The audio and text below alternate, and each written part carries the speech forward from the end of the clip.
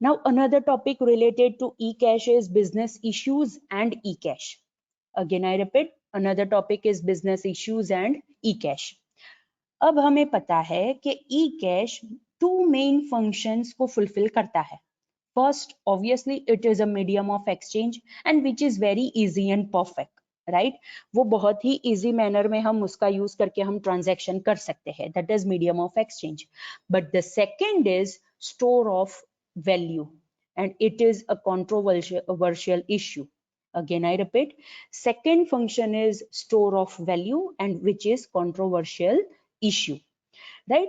हम students human beings क्या चाहते हैं, पीपल क्या चाहते हैं कि उनके पास जो मनी हो it should be in tangible form. Tangible form मतलब फिजिकल फॉर्म, ताकि वो लोग उसे टच कर सके या फिर उन्हें ऐसा लगे कि ओके मेरे पास उतने मनी है. And it should be considered as a legal tender. Legal tender का मीनिंग क्या होता है स्टूडेंट्स, वो मैंने लास्ट लेक्चर में भी आपको समझाया था. लीगल टेंडर का मीनिंग ये होता है कि कोई भी पर्सन ये पर्टिकुलर करेंसी, ये पर्टिकुलर पेमेंट सिस्टम को एक्सेप्ट करने के लिए मना नहीं कर सकता.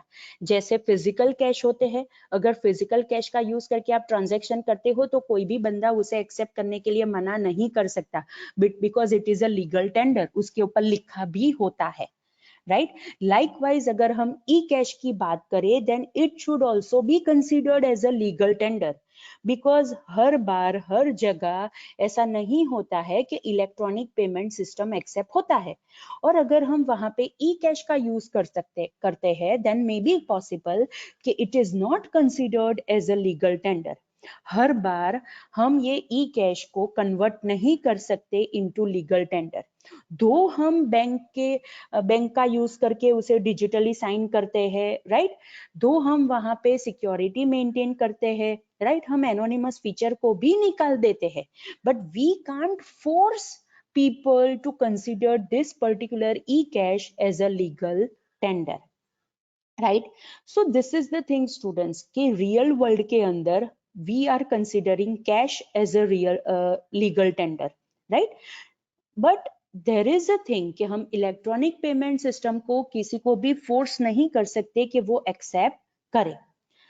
Now another thing is that is currency fluctuation. What is the scenario? For example, over the internet, right? Buyer ने क्या किया, बायर ने फॉर एग्जाम्पल यूनाइटेड स्टेट्स में एक ट्रांजैक्शन किया. आज उसने वो ट्रांजैक्शन किया. Buyer is from India, right? Remember buyer is from India और seller that is merchant is from United States. मतलब ये जो ट्रांजैक्शन होगा students it will be in dollar, right? Because हम बायर है तो ऑब्वियसली हमें डॉलर में पे करना पड़ेगा to the merchant which is present in United States. अब फॉर एग्जाम्पल हमने ई कैश की नोट सेलर को दी थी. सेलर ने वो ई कैश की नोट आज बैंक में डिपॉजिट नहीं की है. अगेन आई रिपीट, सेलर ने वो नोट आज बैंक में डिपॉजिट नहीं की है, राइट? अब क्या होगा, for example over the night, right? ये पर्टिकुलर जो करेंसी है वो 30% डी वैल्यू हो गई. Again I repeat, 30% D value हो गई. हमने तो जितनी अमाउंट का मतलब जो प्रोडक्ट बाई की थी उस वही अमाउंट की नोट हमने सेलर को दे दी है.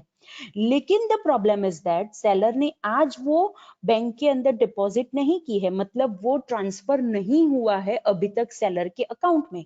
And over the night for example currency 30% degrade हो गई, दैट इज डी वैल्यू हो गई. Now what will be the scenario? अब सेलर कल ये नोट बैंक में डिपॉजिट करने जाएगा, तो अब हमें कौन से करेंसी कन्वर्जन रेट को कंसीडर करना पड़ेगा? ऑब्वियसली यस्टरडे के कन्वर्जन रेट तो हम कंसीडर नहीं कर सकते, और आज के अगर हम रेट कंसीडर करने जाते हैं तो करेंसी तो डी वैल्यू हो गई है, राइट? तो अब सेलर को क्या अमाउंट मिलेगा? So over here currency fluctuation is also the problem, because अगर currency fluctuation होता है दो ऑब्वियसली वो सेलर का प्रॉब्लम नहीं है कि उसने आज डिपॉजिट नहीं किया, because it is an e cash. जैसे कैश आप कभी भी बैंक में डिपॉजिट करवा सकते हो, लाइकवाइज ई कैश भी आप कभी भी बैंक में डिपॉजिट करवा सकते हो।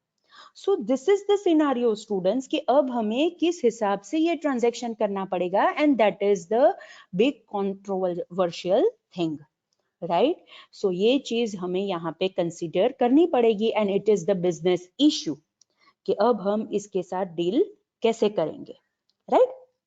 अनदर इंपॉर्टेंट थिंग कि अगर हम ये कन्वर्ट करने जाते हैं, राइट, तो फिर वहां पे कितना चार्ज हमें लगेगा, ट्रांजैक्शन फीस क्या होगी, राइट, वो सारी चीजों को भी हमें यहाँ पे कंसिडर करना पड़ेगा। And for bank we can say कि ये जो डिजिटल वर्ल्ड के अंदर जो इलेक्ट्रॉनिक ट्रांजैक्शन होते हैं, they are considering it as an unproductive thing. Again, I repeat, students, bank are considering it as an unproductive thing because वहां पे बहुत सारे इलेक्ट्रॉनिक ट्रांजैक्शन होते हैं और बैंक को ऑब्वियसली उसमें इतना कुछ मिलता नहीं है, इतना कोई काम करना नहीं होता है, right?